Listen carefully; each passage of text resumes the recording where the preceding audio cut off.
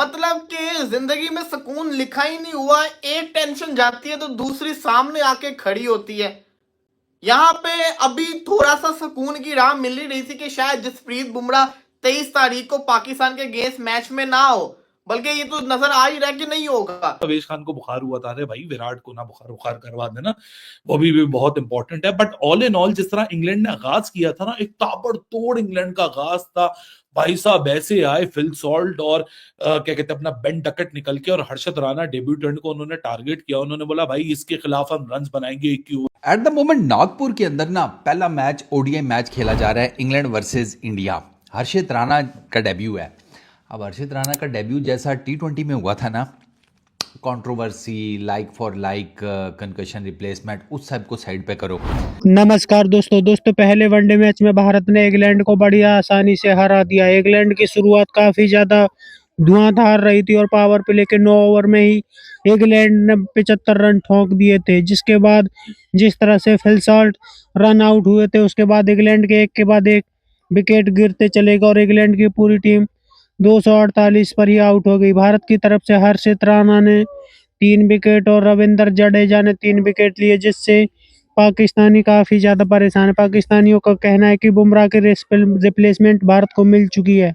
थोड़ी सी राहत मिल ही रही थी कि चलो इस दफा नहीं इंडिया को छोड़ेंगे, बुमराह नहीं होगा, अब मजा आएगा। मतलब कि बुमराह अगर होता तो हमारे बल्लेबाजों ने तो वैसे ही डट के आउट हो जाना था। बुमराह नहीं होगा तो देख लेंगे। यहाँ पे थोड़ा सा सुकून की सांस क्या लो, अगले ही लम्हे कोई नई बला आ जाती है सामने। अब ये हर्षित राणा आपके सामने है। इसने 2 मैचेस खेले व्हाइट बॉल के। टी20 के अंदर इसने डेब्यू किया, 3 विकेट लेके चला गया। ओडीआई के अंदर इसने डेब्यू किया, 75 के ऊपर 0 था इंग्लैंड। 75 में 0 था भाई साहब, 0। और इसने तीनों की तीनों विकेट लेके चला गया। 77 के ऊपर के 3 आउट हो गए। सोल्ट तो चलो, सोल्ट जो था वो तो रन आउट हुआ ना, उसके बाद डकेट आउट किया इसने, साथ ही साथ इसने हैरी ब्रूक को भी आउट किया। पूरी की पूरी एकदम से लाइन ही लगा दी उनकी तो पकड़ के हर्षित राणा ने। क्या आप ये देखें कि इंग्लैंड 75 पे 0 था और 77 के ऊपर इंग्लैंड के 3 आउट हो गए थे।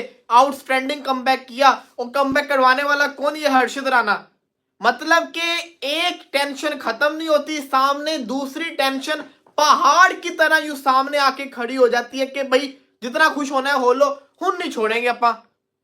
अब यहां पे आप बॉलिंग देखो इंग्लैंड का, आप खुद सोचो, जिस टीम ने 75 रन बगैर किसी विकेट के स्टार्ट दिया हो, वो 248 के ऊपर आउट हुआ हो। हालांकि ये बड़ी बैटिंग फ्रेंडली विकेट थी। पहले हर्षित राणा फिर जडेजा, आउटस्टैंडिंग बॉलिंग की गई। आज तो हर्षदीप भी नहीं खेल रहा था भाई साहब, उन्होंने हर्षित राणा को खिलाया हुआ था। बॉलर है, 145 की पेस से बॉलिंग कर रहा होता है, मुंह के ऊपर बॉल मार रहा होता है, पेस भी इसके पास है, लाइन और लेंथ भी है। हालांकि इसको सोल्ट ने 26 मारा था एक ओवर के अंदर। फिलिप सोल्ट ने इसको बड़ा फेंटा भी लगाया था, लेकिन उसके बाद वो डरा नहीं, उसने विकेट तो निकाली ना, विकेट वो लेके गया और पूरी की पूरी विकेट ही लेके चला गया वो। अब कहने का मकसद ये है कि इस वक्त अगर आप बात कर रहे हो कि ये जो हर्षित राणा है ये बुमराह को रिप्लेस करने वाला है चैंपियंस ट्रॉफी के स्क्वाड के अंदर।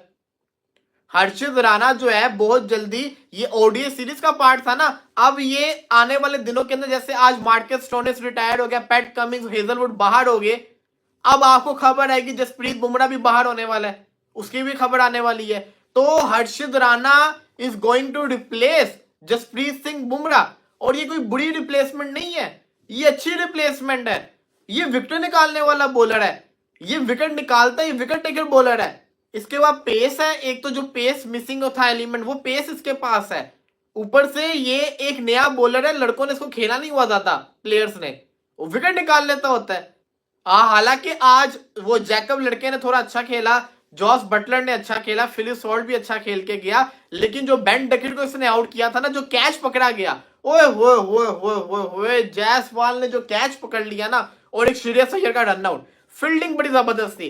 ट्रेविस हेड का वो कैच फाइनल वाला रोहित शर्मा का, और जायसवाल का ये कैच बिल्कुल सेम टू सेम कैच थे। बड़ा हवा के अंदर ऑपोजिट डायरेक्शन में भागते हुए जो जायसवाल ने कैच पकड़ा है ना, कैचेस विन द मैचेस, ये बड़ा इंपॉर्टेंट कैच था। जायसवाल को सारा क्रेडिट जाता है, बड़ा आउटस्टैंडिंग कैच पकड़ा।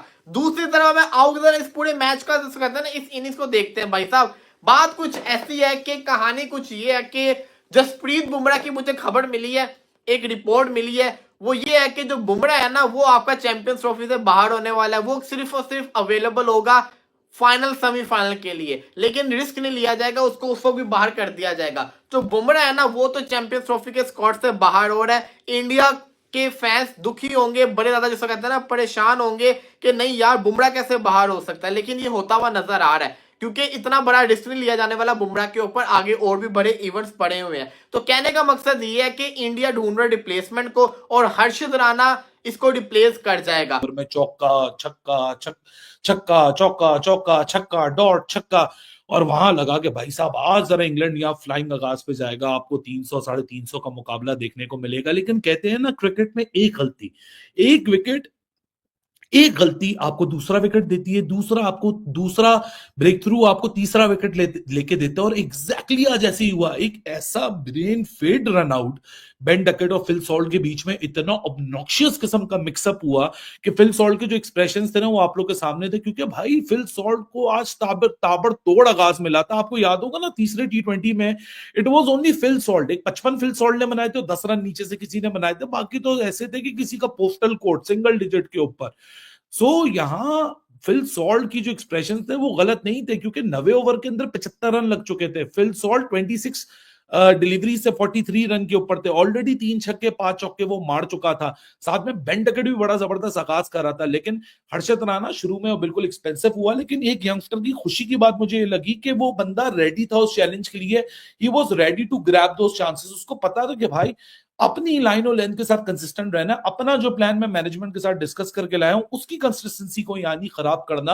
अब हर्षित राणा को आपने देखा back of the land deliveries के ऊपर वो लगा रहा, short pitch back of the land deliveries, full land deliveries के ऊपर बड़ा कम रहा, और हार्ड लैंड डिलीवरीज को नागपुर की विकेट के ऊपर क्या कहते हैं अपना एक्सरसाइज करने की कोशिश कर रहा था इंग्लैंड के टॉप ऑर्डर के खिलाफ। और सोने पे सुहागा के अर्ली, क्योंकि इंग्लैंड ने यहाँ बैटिंग चूज की थी, तो अर्ली इन द डे या विकेट में थोड़ा सा एक्स्ट्रा बाउंस भी था, तो उसकी काफी मदद मिली। हालांकि हर्षित राणा का जो एक ओवर में जो दूसरा विकेट आया, अगर वो आप देखें हैरी ब्रूक का, सो वो भी एक्स्ट्रा बाउंस की वजह से आया कि एक्स्ट्रा बाउंस को हुआ, वॉकवर्ड पोजीशन में आया, डाउन दी लेग साइड उसने अपना एज दे दिया, और केएल राहुल ने उसको केएल राहुल यार जाहिर सी बात है एक विकेट कीपर की लिस्ट के अंदर ओडीआई में बड़ा अंडररेट किया जाता है, लेकिन केएल राहुल का जो लेग साइड वाला गेम है ना, how he position himself for the leg side takes, that is very brilliant.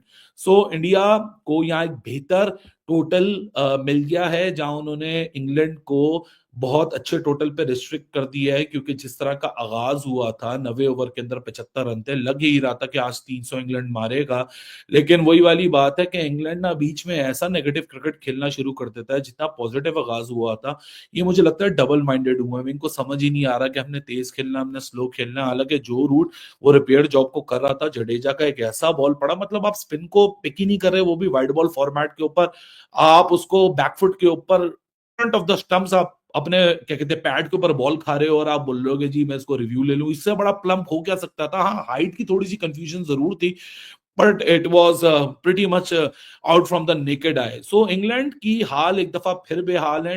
तो T20 का डेब्यू राणा जी का अच्छा हुआ था, 4 ओवर किए, 33 रन दिए, 3 विकेटें भी निकाल के। ये जो डेब्यू हुआ है ना ओडीआई में, ये बड़ा इंटरेस्टिंग है और बड़ा टेक्निकली हर्षित के लिए मेमोरेबल भी रहेगा और डिफरेंट भी है। हर्षित राणा बॉलिंग करने आते हैं नए गेंद से जनाब। हर्षित राणा को आते साथ ना 1 ओवर में शॉट मारता है 2 चौके, ठीक है। राणा जी को 2 चौके पड़ते हैं, उसके बाद राणा जी फिल सॉल्ट के ऊपर ही एक पूरा मेडन ओवर कराते हैं, पूरा फिल सॉल्ट के ऊपर। केकेआर में दोनों एक दूसरे के साथ खेलते रहे हैं, मेडन ओवर निकाला है जनाब। उसके बाद ना सरकार 6वां ओवर था ये टीम इंडिया की बॉलिंग का और इंग्लैंड की बैटिंग का। हर्षित राणा को पड़े हैं 26 रन, 3 छक्के 2 चौके, और मारे सारे के सारे फिल सॉल्ट ने। तो दोस्तों भारत की शुरुआत काफी ज्यादा खराब रही थी, क्योंकि भारत के 15 रन पर ही 2 विकेट आउट हो गए। तो उसके बाद श्रेयस अय्यर और शुभमन गिल ने अच्छी साझेदारी की, जिसके जवाब में भारत ने बड़ी आसानी से मैच जीत लिया। जिस तरह से भारत की तरफ से बल्लेबाजी हुई, उसे देख करके पाकिस्तानी लगातार भारतीय बल्लेबाजों की तारीफ कर रहे। पाकिस्तानियों का कहना है कि भारतीय टीम इस वक्त काफी ज्यादा मजबूत हो चुकी है। जिस तरह से भारतीय टीम चैंपियंस ट्रॉफी की तैयारियों में जुट गई है, उसे लेकर के पाकिस्तान इस वक्त काफ़ी ज़्यादा परेशान है। पाकिस्तानियों का कहना है कि जब बुमराह पाक भारत की टीम से चैंपियंस ट्रॉफी की स्क्वाड से आउट हुए थे तब पाकिस्तानी काफ़ी ज़्यादा खुश थे, लेकिन हर्षित राणा ने जिस तरह की परफॉर्मेंस करके दिखाई है उसे देख करके पाकिस्तानी काफ़ी ज़्यादा परेशान हो चुके हैं, क्योंकि पाकिस्तानियों का कहना है कि हर्षित राणा के रूप में भारत को बुमराह की रिप्लेसमेंट मिल चुकी है, क्योंकि हर्षित राणा टी20 में अच्छी गेंदबाजी करते हैं, लेकिन अब उन्होंने अभी